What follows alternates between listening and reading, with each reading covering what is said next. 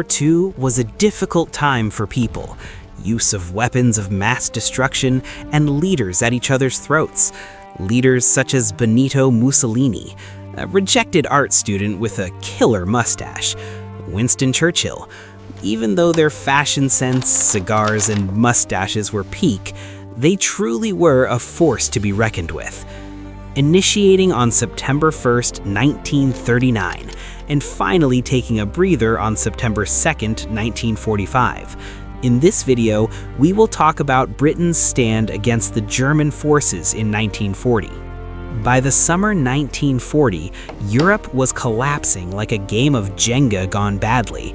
Nazi Germany not only had shattered Poland, but various other nations, namely Denmark, Norway. The Allied forces were in terrible shambles. In May 1940, German forces penetrated France and stormed through the Maginot Line. Their pace was remarkable, some might even say as fast as Sonic the Hedgehog. By June 1940, France, which was renowned to be one of Europe's finest military powers, had fallen. During this span of time, Britain was at a dire need of a miracle to outmaneuver the German Empire. 330,000 Allied troops had been evacuated from Dunkirk. If that name sounds familiar, then it's because there's a great film made by Christopher Nolan. Anyhow, even though they evacuated, tanks, artillery, and vehicles, i.e. the good stuff, was left behind. And now, the once great British Empire stood alone. On June 10, 1940, Norway officially threw in the towel and surrendered to the German forces. Norway fell in the Germans' hands due to Operation Weserübung, Weser exercise. It was an ambitious amphibious invasion that secured both Denmark and Norway. This proved that the German military was actually somehow very good at invading places people didn't expect to be invaded. It was like taking candy from a baby for the Führer. This candy wasn't only Denmark and Norway, but key ports and airfields in the North Atlantic, which meant bad business for naval routes of Northern Europe. Paris fell. The French government surrendered. Europe's most powerful land army collapsed in, say, a few weeks, an outcome no one predicted, except for the devilishly handsome Adolf Hitler. June 30th, 1940, German forces occupied the Channel Islands. It was part of the British Isles. I mean, it wasn't much, but it technically counted. A win is a win in Hitler's book. All across the British Empire, panic ensued. This panic then turned into action. This meant not enough time to sit around and sip tea. The government ordered the rapid construction of pillboxes. These were small concrete defensive structures along coastlines, roads, and fields. Anti-tank obstacles were placed in places where cows once peacefully lived. Beaches were mined just in case. Bridges were prepared for demolition. Shiver me timbers is the right way to emphasize the behavior of the British. The British Army expanded rapidly. Civilians volunteered in humongous numbers. The Home Guard was crafted, made up of men too old or too young for regular service to defend towns and villages. Many of them had rifles that were even older than them. Britain did not have the strength to attack. The goal was very simple: survive or otherwise be crushed under Hitler's jackboots. Winston Churchill thought dear old Adolf wanted to invade them too. I mean, everything Germany had done so far suggested that invasion was their favorite hobby. But Hitler's actual plan was slightly lazier. He hoped Britain would simply give up. Hitler admired the British Empire and believed that after France fell, Britain would accept defeat, recognize German territory, and quietly stop being annoying. Britain did not cooperate with this plan. Instead, Churchill gave speeches promising victory, defiance, and absolutely no surrender, which made invasion suddenly necessary. The Führer wanted only one thing to occur. He wanted England to surrender without the need for invasion. In a meeting with his generals, Hitler admired the British Empire. It almost felt like Hitler was a fangirl of Britain. Move over, Yandere. Papa Hitler is here. He anticipated Britain would willingly accept defeat and surrender to them. The mighty dictator wanted for England and its government to recognize their territory, which, by the way, was hilariously massive. But Britain refused. Hitler reluctantly turned towards invasion. On July 16, 1940, Hitler formally authorized an invasion plan. The name is so cool, Operation Sea Lion. But just as cool as the name is, the flaws were just as equivalent to its coolness. The original plan called for 40 German divisions, supported by tanks, artillery, and all the good stuff you need to win a battle. The teeny-tiny problem was with the Navy. Germany looked at the Royal Navy, then at its own Navy, and realized, yeah, this is not going to work out. They lacked ships. After many awkward meetings, the divisions were reduced from a fabulous 40 divisions to merely 13. That must have hurt our buddy Hitler real bad. The plan was simple: invade southern England. But you see, there was a body of water in between. In that water was the Royal Navy. It was like avoiding water while swimming.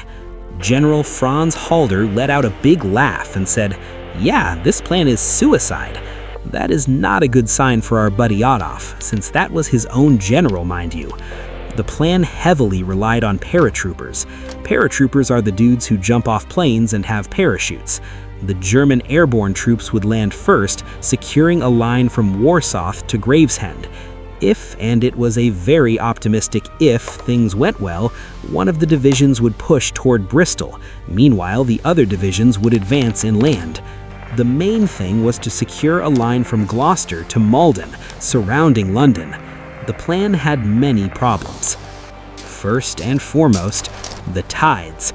The English Channel had very strong tidal variations, which meant that the Nazis would land at different times, which is not ideal when you're trying to invade a country that is actively shooting at you.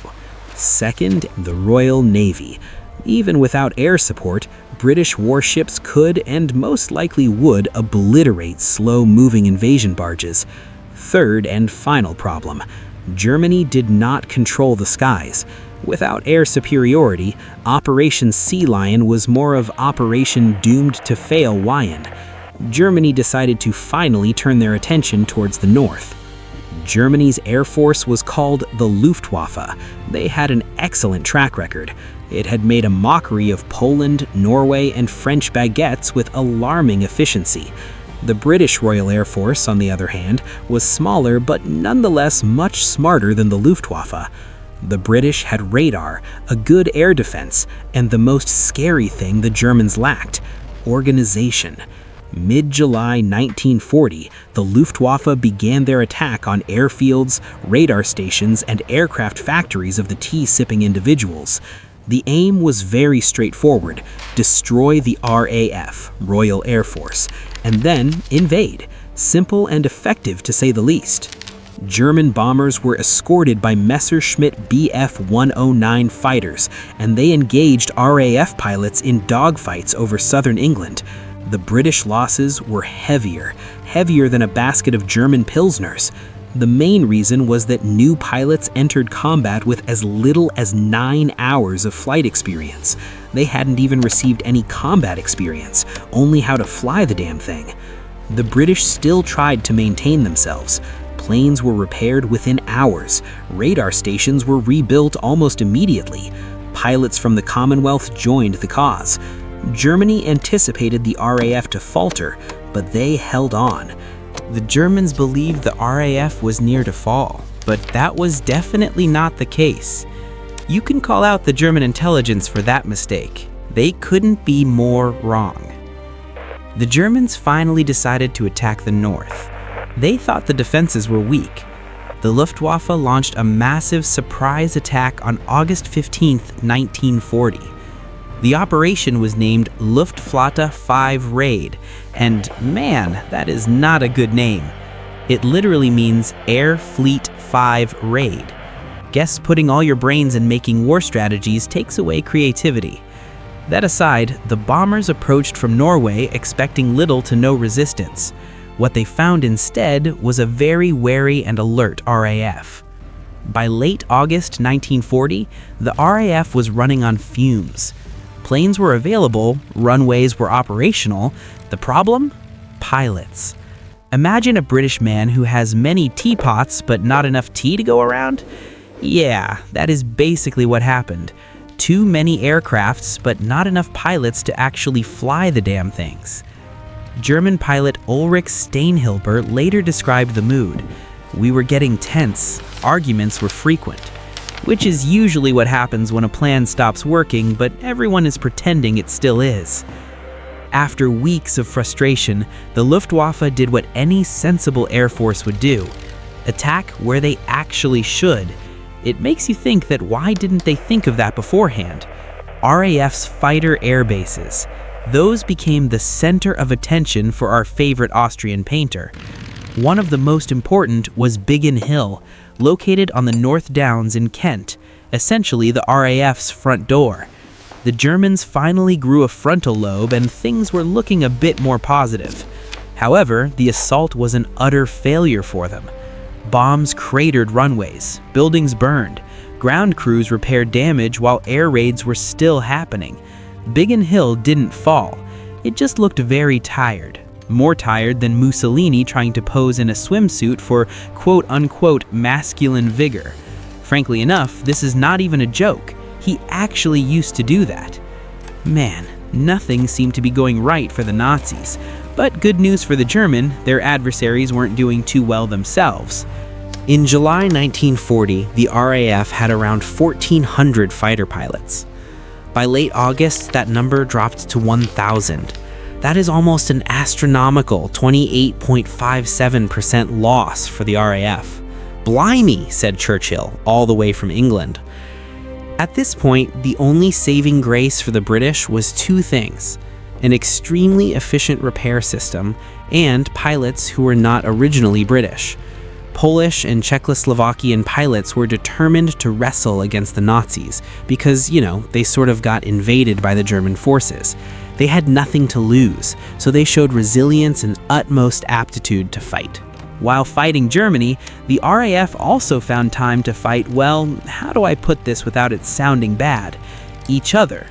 One group wanted to attack German bombers immediately using small squadrons.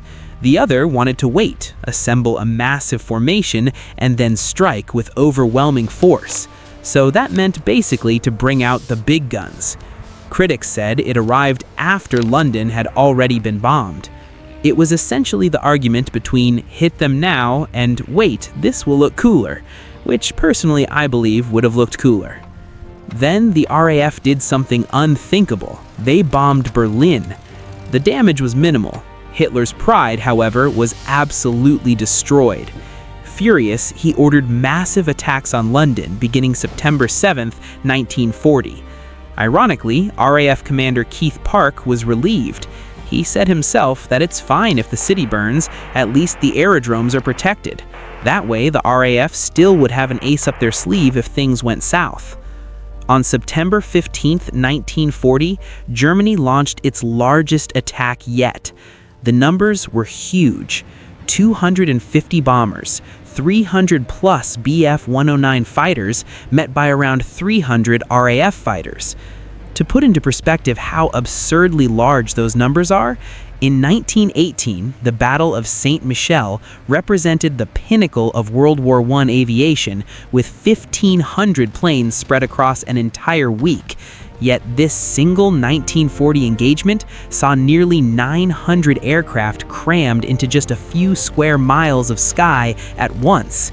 This 1940 raid concentrated more fighters in one afternoon than most major World War I offensives could muster in a month, illustrating the terrifyingly rapid scale-up of industrial warfare. Yes, you heard that right. One usual afternoon had more firepower than in a month during World War I. Der Fuhrer was really pissed off, huh? Berlin meant more to him than anything. Anyways, by the end of the day, the Luftwaffe lost 80 aircraft. The RAF lost 35. It was very apparent to England and the world that Germany is now losing. 2 days later, on September 17, 1940, Hitler postponed the invasion of Britain. Operation Sea Lion was not canceled, it was just quietly ignored, which is how many bad ideas die. By October 31st, 1940, most agreed the invasion threat was over. Britain had survived. Maybe if it was called Operation Air Dove, it might have worked. Because the fighting was in the skies and not on the ground. Haha, I'll see myself out. The Luftwaffe failed for several reasons. Britain's radar system was spectacular.